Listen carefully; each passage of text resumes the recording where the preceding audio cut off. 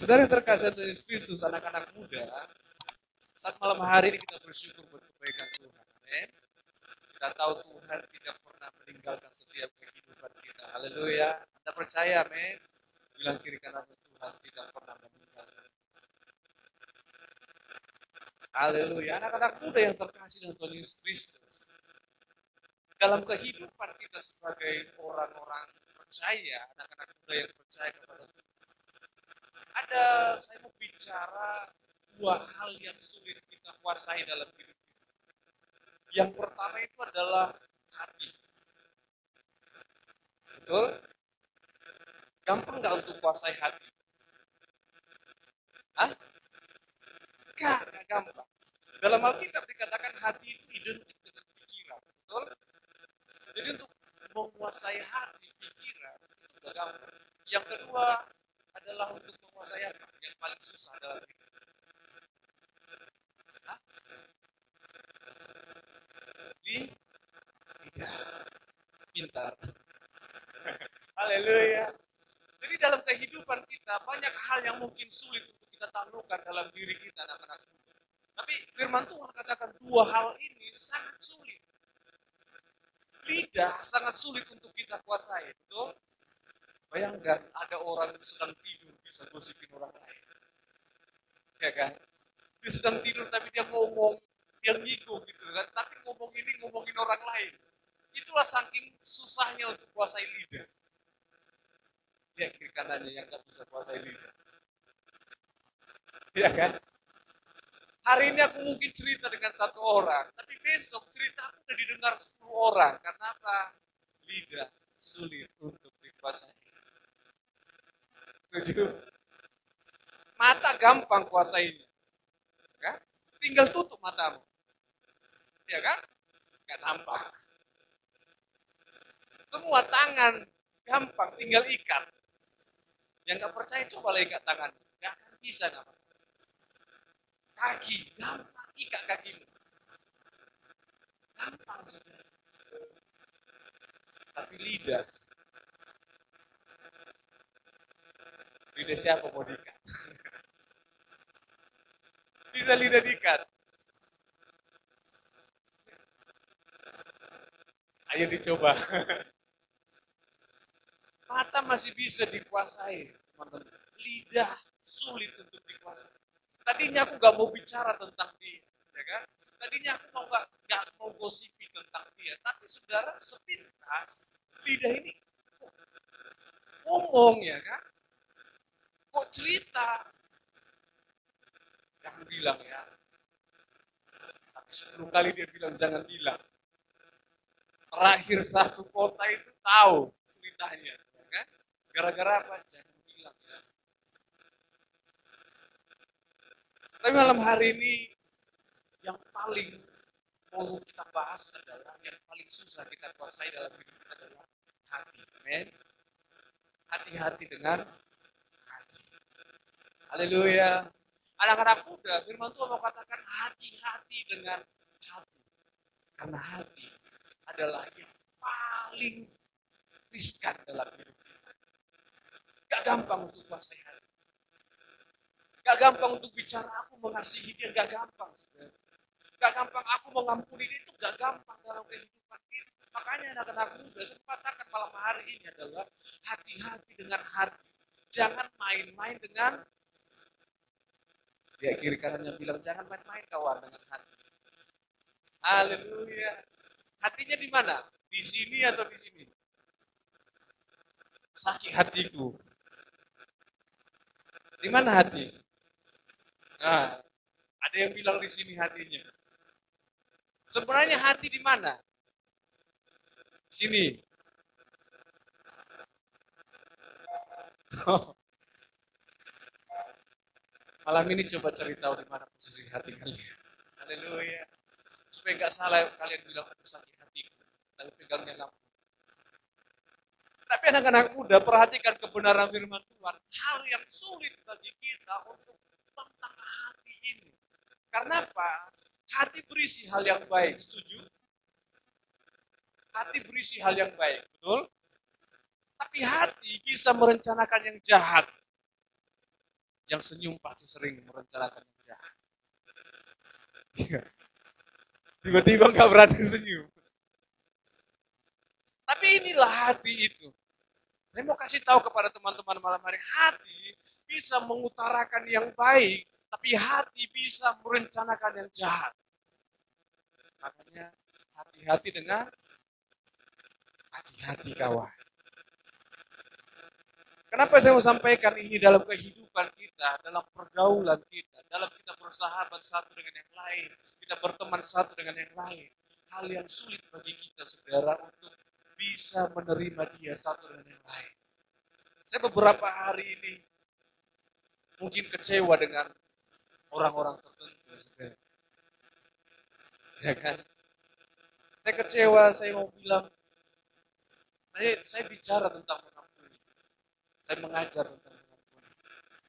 Tapi saya belajar, saya mau bilang sama diri saya, Tuhan, ternyata mengampuni itu butuh proses. Butuh proses, kawan. Tidak mudah bagi kita.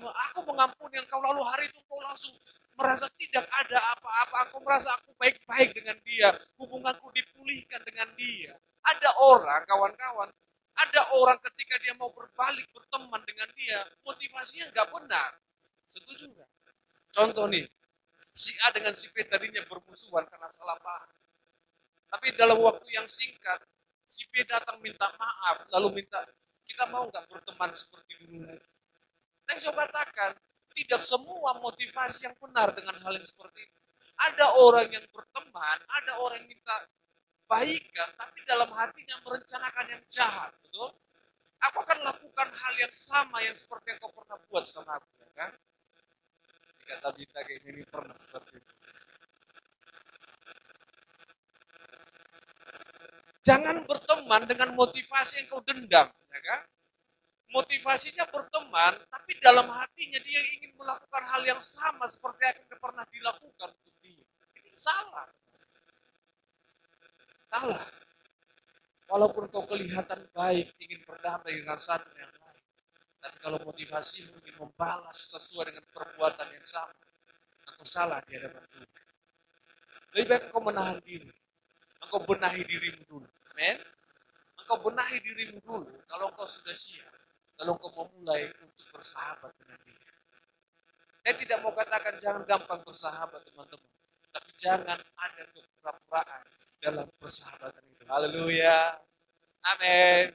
Karena aku udah perhatikan kebenaran firman Tuhan. Jangan ada kepura-puraan ketika engkau minta bersahabat dengan orang lain.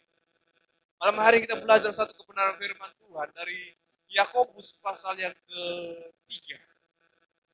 Yakobus pasal ketiga ayat yang ke-16 sampai ayat yang ke-17. 2 ayat aja, cepat kita pulang. Haleluya. Yang sudah menemukan katakan amin. Yakobus pasal ketiga ayat yang ke-16 sampai 17. Saya baca untuk teman-teman. Teman-teman dengarkan kebenaran firman Tuhan. Firman Tuhan katakan seperti ini. Sebab di mana ada iri hati dan mementingkan diri sendiri, di situ ada kekacauan dan segala macam perbuatan jahat.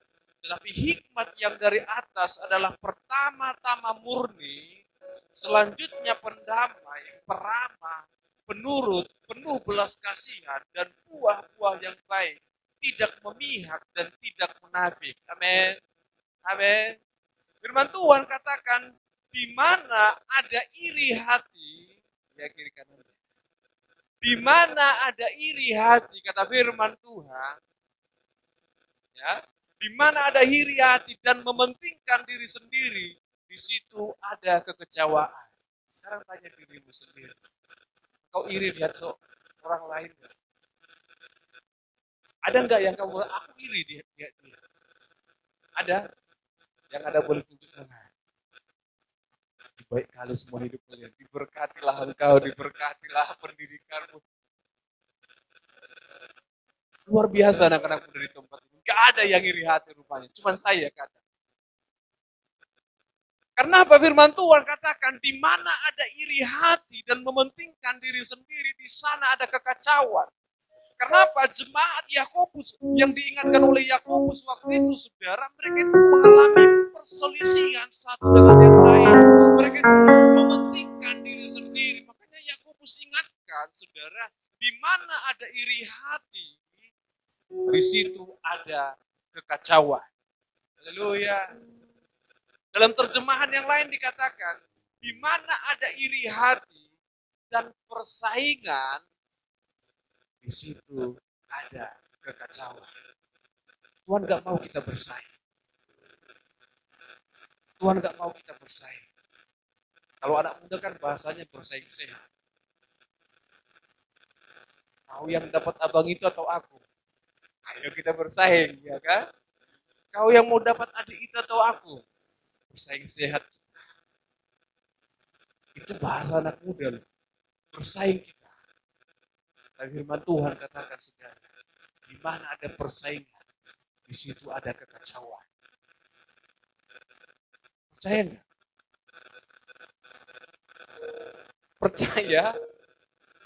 Ini janji, ini firman Tuhan yang bilang loh. Di mana ada iri hati, di mana ada persaingan, di situ ada kekacauan. Firman Tuhan mau ingatkan kepada setiap kita anak-anak muda malam hari ini, bagaimana dosa itu ada dalam kehidupan kita, bagaimana kita dalam sehari-hari melakukan dosa, saudara. Dosa diawali dengan iri hati. Engkau cemburu dengan orang lain, engkau cemburu dengan temanmu, engkau cemburu dengan saudaramu, ya kan? Cemburu dengan adikmu. Kenapa? Rasa cemburu itu membuahkan iri hati, saudara.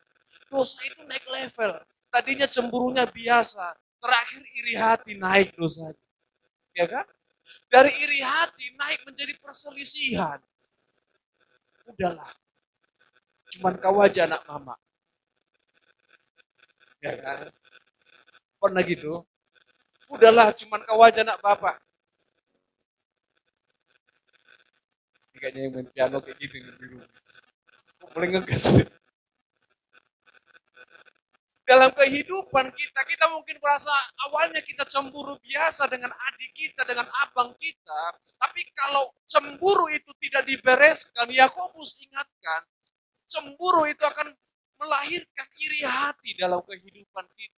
Dosa itu akan meningkat menjadi iri hati. Ketika kita lihat adik kita, gak ada damai lagi. Ketika kita lihat abang kita, gak ada damai lagi. Bahkan ketika lihat teman kita, gak ada damai lagi. Karena apa? Rasa cemburu itu meningkat menjadi iri hati. Haleluya. Saudara jangan bilang, cemburu itu adalah bahasa kasih, bahasa cinta. Karena firman Tuhan katakan kasih tidak cemburu. Haleluya. Kasih tidak cemburu. Bilang kiri kanannya, kasih tidak cemburu. Kalau engkau cemburu itu belum kasih, saudara. Lah, kalau aku nggak cemburu bang, berarti aku nggak cinta sama dia. Itu bahasamu. Tapi bahasa firman Tuhan ku bilang, kasih tidak cemburu. Haleluya. Makanya firman Tuhan katakan, cemburumu yang tidak benar itu akan berbuah menjadi iri hati. Dan iri hatimu itu akan berbuah menjadi perselisihan, saudara. Berbuahkan perselisihan. Ada kekacauan. Karena apa? Engkau akan ajak orang lain untuk membenci dia. Engkau yang pernah ajak orang-orang terdekat untuk membenci orang lain, malam hari ini bertobat di hadapan Tuhan. Bertobat di hadapan Tuhan. Saya mau katakan kalau ada satu orang yang kau benci dalam hidupmu, lalu kau ajak orang lain untuk membenci dia, saya mau katakan berarti dia lebih kuat daripada engkau. Karena apa? Engkau butuh 2-3 orang untuk menjatuhkan dia. Kamu lemah. Betul? Kalau engkau pemberani, 1 lawan 1. Iya kan? Jangan ajak orang lain untuk membenci dia. Jangan ajak orang lain untuk menjauhi dia. Kalau engkau yang benci dengan dia, cukup engkau yang benci dengan dia. Cukup engkau yang sakit hati dengan dia. Tapi kebanyakan dalam pergaulan kita, dalam persahabatan kita, kita suka mengajak orang lain, aduh, jangan kita kawan itu. Gak bagus sifatnya itu. Kawan, belum tentu dia yang gak bagus. Jangan-jangan engkau yang tidak bagus. Ya kan? Jangan kita temani dia, gak ada uangnya. Jangan kita kawani dia. Itu aja bajunya. Biar bertobat dia teman-teman. Artinya saudara, jangan ajak orang lain untuk berdosa karena dosamu. Amin.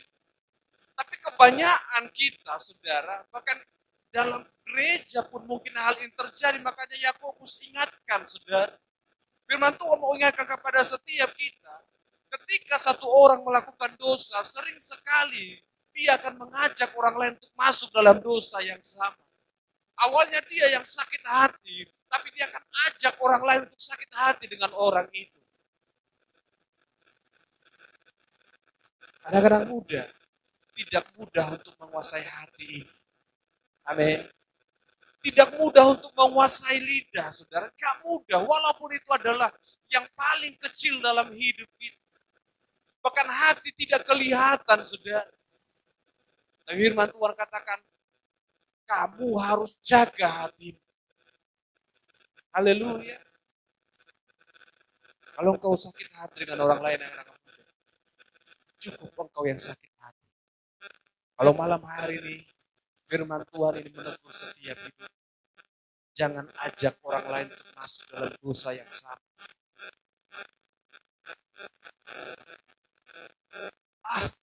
Gak apa-apa. Saudaraku yang terkasih dengan Kristus, anak-anak muda, belajar untuk berdamai dengan orang-orang sekitar. Amin. Belajar berdamai dengan orang-orang sekitar. Kalau engkau sakit hati, saya mau katakan, cukup dirimu yang berdamai. Sayangnya saudara, maka saya katakan tadi, ada satu kejadian seperti itu. Yang awalnya nggak banyak orang yang tahu, saudara. Tapi karena mulut yang cerita terus menerus, nggak habis-habisnya. Sampai yang dengar mungkin tahu dari A sampai Z. Saudara, engkau sedang mengajak orang-orang lain untuk kecewa dengan orang yang satu itu. Engkau sedang mengajak orang-orang di sekitarmu untuk sakit hati dengan orang itu. Engkau berpikir mungkin aku sedang cerita dengan dia. Mungkin dia akan mendukung aku. Mungkin dia akan menguatkan aku. Mungkin dia akan menasihati aku. Tapi itu belum tentu terjadi. Kenyataannya, engkau sedang menarik mereka dalam dosa yang sama. Engkau sedang mengajak mereka untuk melakukan dosa yang sama. Untuk membenci orang itu. Untuk menolak orang itu. Tidak heran kalau anak-anak muda sering terjadi kelompok-kelompok. Karena apa? Dia tidak suka dengan orang itu. Dia bentuk kelompok yang baru. Dia tidak suka dengan anak yang itu. Dia buat itu. Dia jauhkan dirinya dari situ. Dia buat kelompok yang baru. Saya mau katakan itu bukan tindakan yang benar di hadapan Tuhan.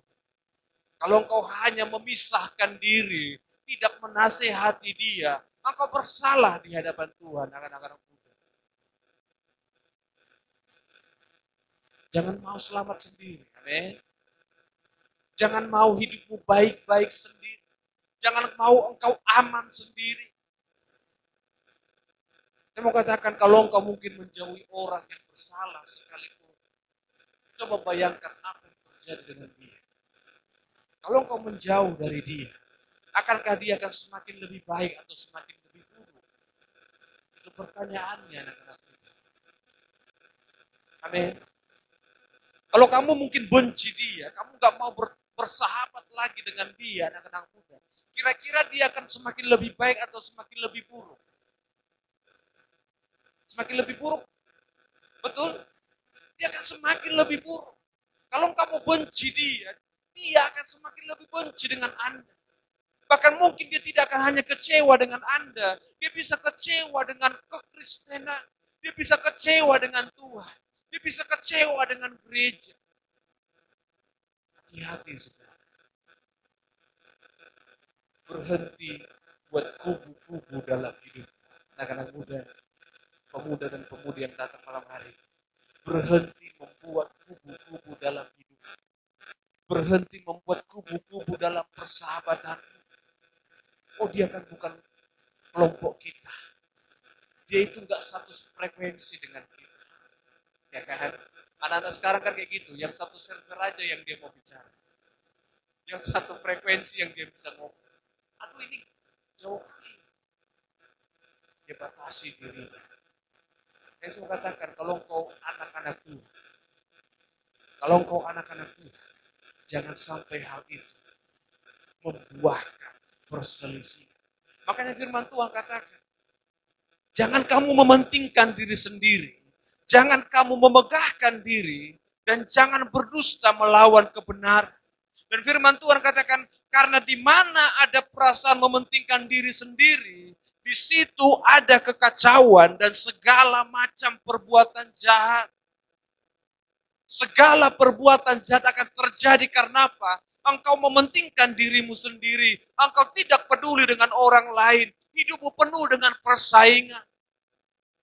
Engkau merasa lebih baik daripada orang lain. Engkau tidak pernah merasa bersalah dalam hidup. Anak-anak muda dari tempat ini yang tidak pernah bersalah dalam hidupnya. Kira-kira siapa yang tidak pernah melakukan kesalahan? Yang hari ini tidak melakukan kesalahan. Melakukan kesalahan dalam satu hari ini. Ada. Tapi ada orang yang merasa hidupnya tidak pernah salah. Ada orang yang merasa hidupnya orang yang paling benar. Bicaranya paling benar. Tindakannya paling benar. Pendapatnya paling benar. Hati-hati dengan orang yang seperti ini. Ya kan? Hati-hati dengan orang yang merasa paling benar. Saya mau katakan ciri-ciri orang yang paling merasa paling benar.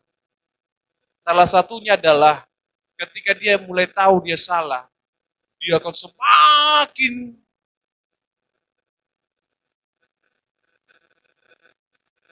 endingnya paling dia diam dan menghindar.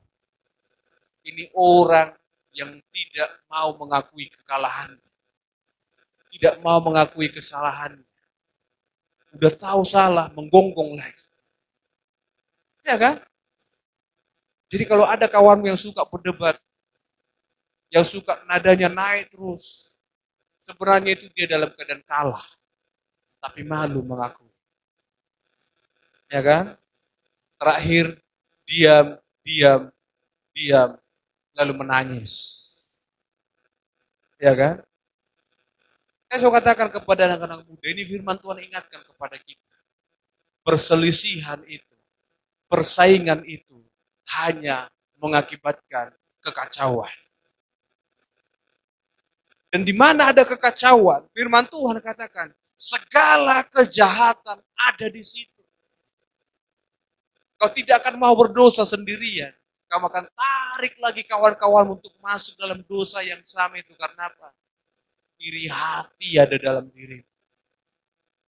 Dan firman Tuhan katakan, anak-anak muda, ayat yang ke-17, tetapi hikmat dari atas adalah pertama-tama murni, selanjutnya pendamai, peramah, penurut, penuh belas kasihan, dan buah-buah yang baik, tidak memihak dan tidak munafik. Saudara perhatikan apa yang firman Tuhan katakan, hikmat yang dari atas itu adalah murni, amin. Murni artinya tidak bercampur dengan apa yang lain. Artinya ketika engkau memulai hubungan, memulai persahabatan dengan orang-orang terdekatmu, firman Tuhan katakan, persahabatan itu harus murni, amin. Tidak dengan motivasi yang tidak benar. Ini hikmat yang dari atas. Ini hikmat yang berasal daripada Tuhan. Ini yang Tuhan mau supaya kita lakukan dalam kehidupan kita. Bukan yang dari bawah. Makanya firman Tuhan katakan kepada kita anak-anak muda yang terkasih Tuhan Yesus Kristus. Kalau engkau mau hidupmu diatur oleh Tuhan. Kalau kau hidupmu dibentuk oleh Tuhan. Firman Tuhan katakan dalam Amsal pasal yang keempat. Amsal 4 pasal yang keempat ayat yang ke-23. Firman Tuhan katakan seperti ini. Jagalah hatimu dengan segala kewaspadaan. Karena dari situlah terpancar kehidupan. Amin. Ini firman Tuhan. Jagalah hatimu dengan segala kewaspadaan. Karena dari situlah terpancar kehidupan. Firman Tuhan katakan dalam terjemahan yang lain, peliharalah hatimu dengan segala kewaspadaan. Tidak hal yang mudah, saudara, sahabat, teman, untuk menjaga hati ini bukan hal yang mudah. Kalau itu hal yang mudah, firman Tuhan tidak akan ingatkan ini. Tapi karena hati itu sulit untuk dikendalikan, karena hati itu sulit untuk dijaga, firman Tuhan katakan, jagalah, peliharalah hatimu dengan segala kewaspadaan, karena dari situlah terpancar kehidupan. Amin. Firman Tuhan mau katakan anak-anak muda, kalau engkau menjaga hatimu dengan segala kewaspadaan, kalau engkau memelihara hatimu dengan segala kewaspadaan, maka hidupmu akan memancarkan kehidupan. Amin. Hidupmu akan memancarkan kehidupan. Orang-orang terdekatmu, sahabat-sahabatmu akan melihat ada Tuhan yang hidup dalam hidupmu. Ada kasih Tuhan dalam persahabatanmu. Ada kasih Tuhan dalam pergaulanmu. Engkau tidak lagi orang yang gampang marah. Amin. Jangan gampang marah, teman. Amin. Engkau tidak lagi menjadi orang yang gampang sakit hati. Jangan gampang sakit hati. Engkau tidak lagi menjadi anak muda yang gampang tersinggung. Lihat kiri kanan yang sering gampang tersinggung. Bukan dia pun yang dibicarain, merasa dia yang paling dibicarain. Kadang orang merasa seperti artis. Ya kan? Bukan dia yang dibahas. Tapi merasa dia yang dibahas. Inilah orang yang dulu mungkin cita-citanya jadi artis. Ya kan?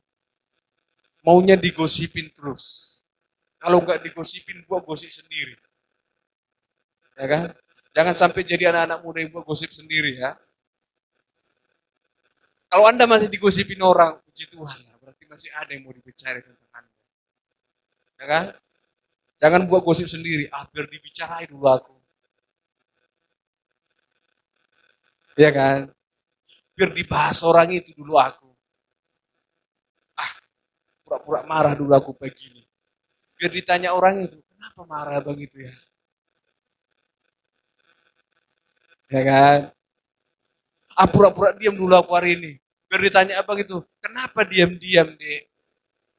Ini orang yang dulu cita-citanya jadi artis gak kesampaian. Yang hidupnya pengen dibahas orang lain. Ya kan? Tapi gitu dibahas sakit hati. Gak terima, nangis, cabut. Gak mau lagi aku di state itu. Aku aja yang dibahas. Gila aku. Ya kan? Anak-anak muda. Firman Tuhan kata, pelihara hatimu. Amin. Jaga hatimu dengan segala kewaspadaan. Dengan segala cara. Kalau mungkin kau jatuh hari ini, engkau marah hari ini. Tapi firman Tuhan katakan selagi ada waktu itu, jagalah hatimu. Benahi hatimu dulu. Amin. Jangan coba benahi hati orang lain, anak-anak muda, sementara hatimu tidak beres. Oh, ngomong nasihatin orang pandai kali. Bilang sabar ya dek, oh pandai kali. Oh enggak kayak gitu dek, ada waktunya, sabar. Pandai kali. Giliran dia yang dialami. Ya kan? Kalau nasihatin orang pandai kali. Bekelahi temannya, enggak gitu, sabar. Giliran dia, ada orang tiba-tiba pakai anduknya.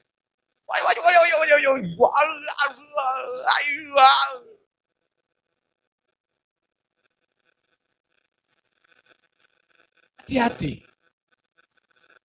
Jaga hatimu. Amin. Supaya kalau engkau marah, orang lain tahu. Makanya saya katakan anak-anak muda, orang akan lebih dengar yang sesekali marah dengan orang yang tiap hari marah. Iya kan? Cobalah kalian cerewet tiap hari. Bangun merepet. Iya kan? Mau mandi merepet. Siap mandi merepet. Mau kuliah merepet. orang akan tutup telinga dengan Anda. Ya kan? Marahlah kau. Udah capek nanti diam. Iya kan? Ini orang yang kebanyakan marah, ya kan? Oh, udahlah. Marah nanti, udahlah. Kalau udah capek, diam gitu. Santai. Dimarahin, diam aja, gak usah jawab. Masih, Mak. Kalau udah capek, diam gitu. Tapi coba orang yang jarang marah. Ya kan? Yang jarang marah. Itu mukanya pun ganti. Belum ngomong. Aduh. Setan apa yang masuk? Ini orang yang jarang marah. Ada di sini yang jarang marah? Ada. Di sini yang keseringan marah, semuanya jadi pemarah. Coba lihat kiri kanan yang mukanya nggak pernah marah. Gak berani lihat kiri kanannya, karena apa? Ketahuan nanti mukaku suka marah. Oh si Imci lah itu tidaknya. Orang yang suka marah, engkau akan diabaikan lama-kelamaan. Percayalah. Tapi kalau engkau sesekali marah, saya pernah, teman. Saya pikir anak ini nggak berani marah. Kan? Baik kali kalau salah kita dimaafkan. Ya kan? Tapi gitu dia marah. Saya heran. Mulai kejadian 5 tahun yang lalu. Iya. Mulai kesalahan 5 tahun yang lalu. Diurutkan semua. A, B, C, tanggal sekian, bulan sekian, kamu buat ini. Luar biasa juga orang seperti ini. Ingatannya kuat sekali. Jadi, ini saya bingung juga. Ini kita mau sering marah atau sesekali marah? Orang yang sesekali marah biasanya memendam, ya kan? Udahlah. Sabar. Sabar. Tadi gitu marah dia. Mulai pertama masuk STT. Dia ungkapkan semua sampai mau lulus 4 tahun. Dipuaskannya. Marah, ku puaskan hari ini. Ku ceritakan semua. Apa yang mengganjal di hatiku. Ku muntahkan semua. Matilah kau. Rupanya hati-hati juga dengan orang yang sesekali marah, ya kan? Kalau yang sering marah, ya udah ku cicil-cicil. Ya kan? Ku cicil-cicil lah marah gue ini. Biar gak meledak kali, ya kan? Tapi jangan gak gitu juga lah. Yang firman Tuhan mau ingatkan adalah, memelihara hati itu adalah, kalau engkau mungkin kecewa dengan orang lain, lebih baik engkau ungkapkan. Amin. Amin. Gampang nggak? Enggak gampang. Ngomongnya yang gampang. Betul. Ngomong gampang. Lakuinnya aduh setengah mampus. Lewat depan aja. Aduh. Ya, aku mau lewat atau enggak ini. Dia ngomong aku mau jawab atau enggak ini. Nah, Tuhan aku marah dengan orang ini. Mau kuat suaraku, lebih kuat nanti suaranya, ya kan? Ya udahlah. Saya lebih memilih dia. Tapi anak-anak muda yang firman Tuhan katakan adalah jaga hatimu dengan segala kewaspadaan. Karena apa? Hatimu itu mengandung hal-hal yang baik. Amin. Tapi ingat, hatimu juga bisa merencanakan yang jahat. Dari hati ini bisa keluar 2 hal yang berbeda. Tergantung bagaimana kau menguasai hatimu. Bagaimana kau memelihara hatimu. Apakah hatimu ini mau merancangkan yang jahat atau hatimu ini mau merancangkan yang baik? Belajar menimbang, belajar memikirkan, memutuskan. Amin.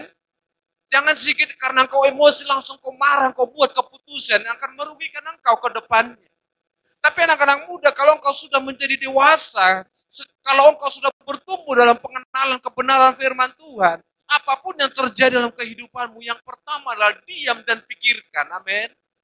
Diam dan pikirkan dulu. Jangan langsung marah. Jangan karena marahmu itu engkau merusak relasi yang lain. Kamu yang marah, tapi kamu sedang merusak persahabatan yang satu dengan yang lain. Karena apa? Engkau tidak berpikir panjang. Engkau tidak kuasai hatimu, anak-anak muda. Engkau tidak kuasai pikiranmu. Terakhir, engkau dirugikan dengan marahmu itu. Makanya firman Tuhan katakan malam hari ini, Jaga hatimu dengan segala kewaspadaan. Haleluya. Mulai belajar menimbang-nimbang dalam hatimu. Mulai belajar memikirkan matang-matang setiap engkau mengambil keputusan. Karena apa? Emosimu sesaat itu hanya akan merugikan engkau. Hanya akan merugikan orang-orang yang ada di sekitar. Dalam persahabatanmu, jangan gampang memutuskan persahabatan dengan orang lain. Karena apa? Tidak mudah untuk membangun persahabatan. Amin. Tapi belajar untuk mengampuni. Belajar untuk bermurah hati. Karena apa firman Tuhan katakan? Anak-anak muda. Firman Tuhan katakan, tetapi hikmat yang dari atas itu, ayat ke-17 tadi, dia murni. Selanjutnya dia pendamai. Amin. Dia bukan provokator. Bilang kawannya, hikmat dari atas bukan provokator. Hikmat dari atas bukan kompor. Apalagi kompor 30 sumber. Ya kan? Yang tadinya kawannya belum sakit hati. Tapi karena Anda kompori terus. Aduh, bakar, siram bensin. Bensin gak keluar, siram pertalit. Gak keluar, siram pertama. Hikmat yang dari atas, dia pendamai. Amin. Selagi bisa, damaikan mereka. Selagi bisa, berikan mereka solusi. Jangan Anda hidup menjadi polusi bagi mereka. Tapi biarkan hidupmu menjadi solusi bagi orang-orang terdekat. Karena firman Tuhan, karena dia pendamai. Selanjutnya, dia itu peramah. Kalau dia masih pemarah, berarti dari bawah. Kalau dari atas hikmatnya, dia itu peramah, kata firman Tuhan. Amin. Kalau engkau masih pemarah sampai hari ini, berarti hikmatmu masih dari bawah. Saya nggak tahu, saya dalam kategori pemarah atau tidak. Kira-kira menurut kalian saya pemarah atau tidak? Kalau saya masih pemarah, berarti masih dari bawah. Amin. Saya tidak katakan hidup saya betul sepenuhnya. Hidup kita adalah proses, amin. Setiap emosi kita adalah proses. Saya mau katakan, kapan kita yang GMS?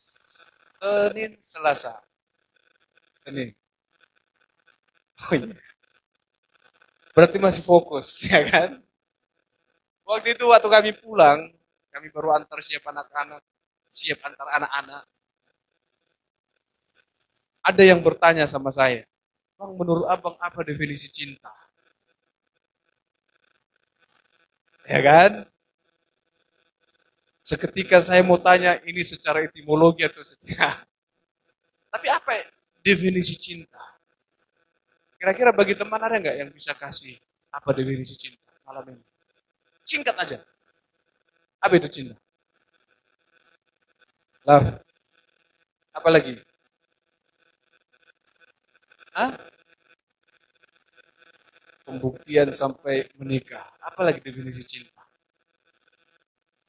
Waktu itu kami bahas tentang laki-laki dan perempuan. Ini cinta yang itulah. Yang ini tolong agak serius didengar. Saya bilang kepada mereka, ketika mereka tanya, Bang, apa sih definisi cinta menurut abang?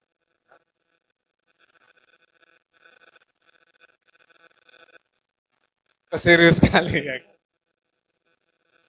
Cinta itu bahasa Tuhan. Kasih.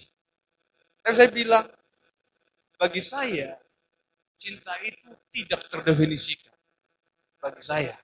Setuju atau tidak nanti teman-teman silakan komen di bawah ini. Bagi saya cinta itu nggak terdefinisikan. Kenapa? Bagi seorang laki-laki gampang untuk bilang aku cinta sama kamu, ya kan? Apalagi laki-laki yang bilang aku nyaman dengan kamu. Hati-hati. Ini laki-laki buaya semua ini. Jumpa yang satu bilang nyaman, jumpa yang satu lagi bilang nyaman. Suka hati kau lah nyaman itu. Tapi terlalu gampang bagi laki-laki bilang nyaman, betul? Terlalu mudah bagi laki-laki bilang cinta. Terlalu gampang. Kenapa? Bilang cinta nggak bayar. Coba bilang cinta bayar. Berpikir lagi-lagi ini bilang cinta. Lagi bayar pajak ya kan. Makanya saya bilang, cinta itu enggak terdefinisikan. Saya katakan kepada mereka, lalu mereka bertanya, maksudnya apa? Kalau seorang laki-laki bilang cinta sama perempuan, ada orang yang berhubungan, ya relasi sampai 8 tahun, 7 tahun, tapi enggak jodoh. Apa gitu cinta? Mungkin kasih, mungkin persaudaraan. Saya bilang cinta itu tak terdefinisikan, karena apa? Cintamu akan didefinisikan saat engkau bisa menua bersama. Betul? Dalam keluarga pun ada perpecahan, ada perselisihan. Mungkin ya jangan sampailah piring melayang-layang ya kan. Tapi itu pun terjadi dalam sebuah keluarga. Tapi apakah itu cinta? Itulah cinta, proses. Amin. Jadi kalau ada laki-laki yang bilang gampang sama kalian, aku cinta sama kalian, aku nyaman kali sama kalian. Bilang sama dia, stop omong kosongmu bang. Ya kan? Stop. Yang perempuan juga belajar menimbang. Bukan badannya yang ditimbang. Jangan gampang kali kasih jawaban.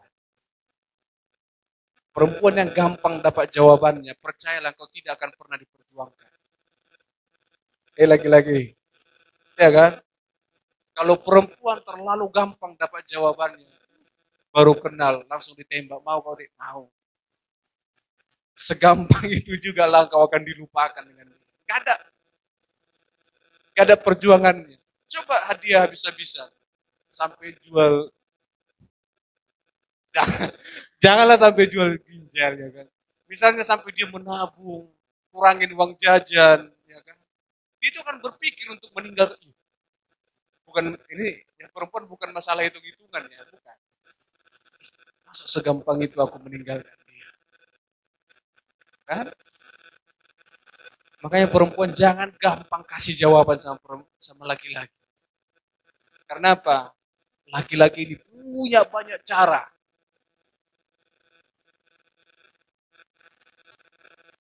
Ya kan? Lihatlah muka siapa yang paling polos di sini. Sepolos apa mukanya itu? Minimal 1000 cara dia ada. Jadi perempuan ini jangan jadi perempuan yang gampang cari kasih jawaban. Men, agak-agak jual mahal prinsipnya. Apalagi yang umurnya masih kecil. Ini umurnya masih 17 tahun ke samping, pacarnya udah 2.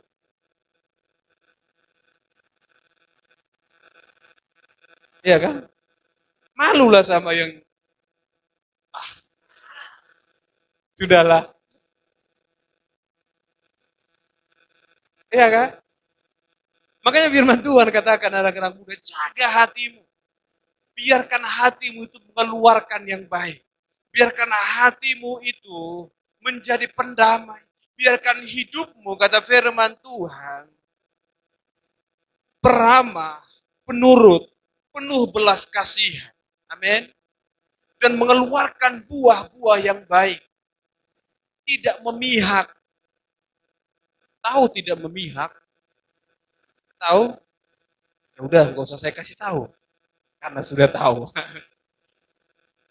Orang yang sudah diubahkan oleh Tuhan, dia itu tidak memihak. Dia tidak akan pilih kawan. Tapi saya katakan, kalau engkau mendapat hikmat yang daripada Tuhan, hikmat yang dari atas, firman Tuhan katakan, hidupmu itu harus menjadi peramah, penuh belas kasihan, suka menolong orang lain, suka memperhatikan orang lain, dan hidupmu itu harus mengeluarkan buah-buah yang baik. Dan yang paling penting firman Tuhan katakan, tidak munafik. Amin. Tahu munafik? Tahu? Hidupmu jangan munafik, kata firman Tuhan. Kalau kau nggak suka, bilang nggak suka. Kalau engkau tidak mau berteman dengan dia lagi, bilang aku belum mau berteman dengan engkau. Jangan pura-pura mau, kawan. Pura-pura baik.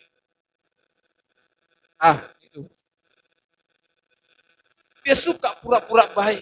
Dia suka pura-pura menolong.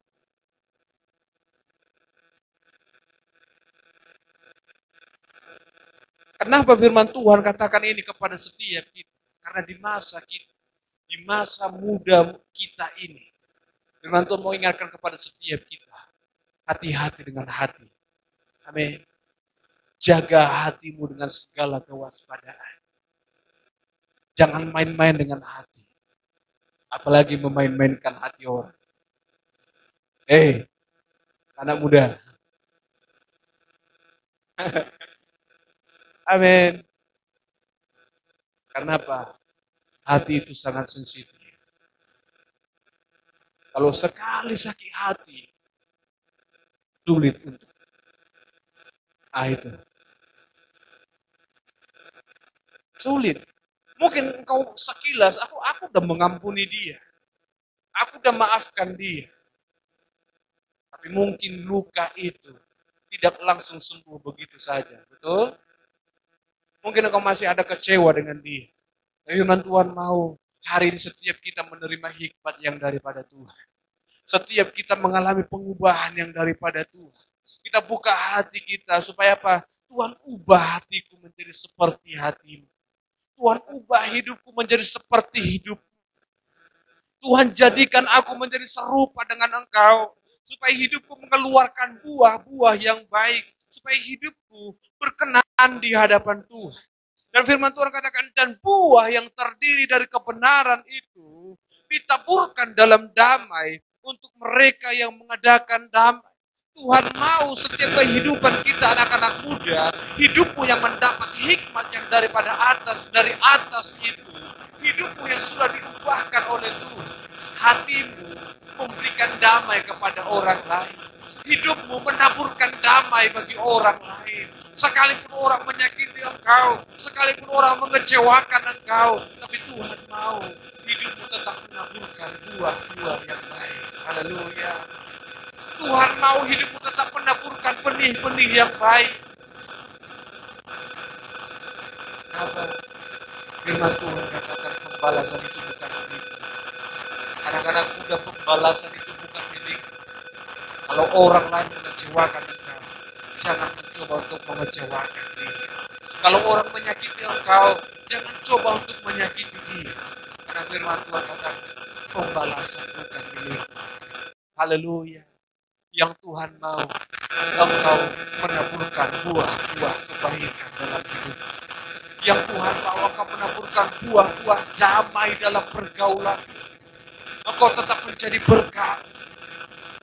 Kalau engkau pernah selama ini mengajak orang lain membenci orang-orang sekitar, saya mau katakan malam hari ini, engkau salah di hadapan Tuhan. Engkau bertobat di hadapan Tuhan. Engkau berubah malam hari ini.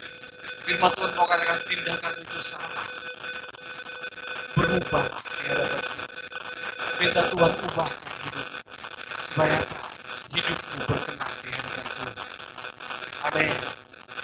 Hatimu berkenan di hadapan Tuhan. Saya mau katakan sekalipun firman Tuhan katakan peliharalah hatimu dengan segala kewaspadaan. Tapi lebih daripada itu, minta Tuhan tolong aku untuk menjaga setiap hari-hari dalam hidupku. Tuhan tolong aku untuk menjaga boleh berjalan dalam jalan-Mu Tuhan. Tuhan tolong aku dalam membentuk hati ini seturut dengan hati-Mu Tuhan. Dan setiap kita boleh mengangkat tangan kita kata Tuhan, aku butuh Engkau dalam setiap langkah kehidupan. Tuhan, aku butuh Engkau dalam setiap jalan-jalan kehidupan. Supaya apa? Ketika aku salah dalam jalan, Tuhan ingatkan aku. Ketika aku mulai menjauh daripada Tuhan, Tuhan ingatkan aku untuk berbalik kepada Engkau. Anak-anak muda yang terkasih dalam Tuhan Yesus Kristus, malam hari ini, izinkan kasih Tuhan. Izinkan hikmat yang daripada atas itu. Izinkan Tuhan itu menjamah setiap kehidupan kita. Supaya hidup kita dibaharui menjadi seperti dengan Bapa di surga. Supaya hidup kita memberikan buah-buah kebaikan. Supaya hidup kita menjadi penurut di hadapan Tuhan. pendamai dalam pergaulan kita, menjadi berkat bagi sanak saudara, menjadi berkat bagi orang tua kita. Dan saya berdoa, biarkan setiap kita menjadi kebanggaan bagi orang tua kita, bagi orang-orang di sekitar kita. Haleluya. Amin. Amin. Terima kasih Bapak yang baik. Kami bersyukur buat malam hari ini.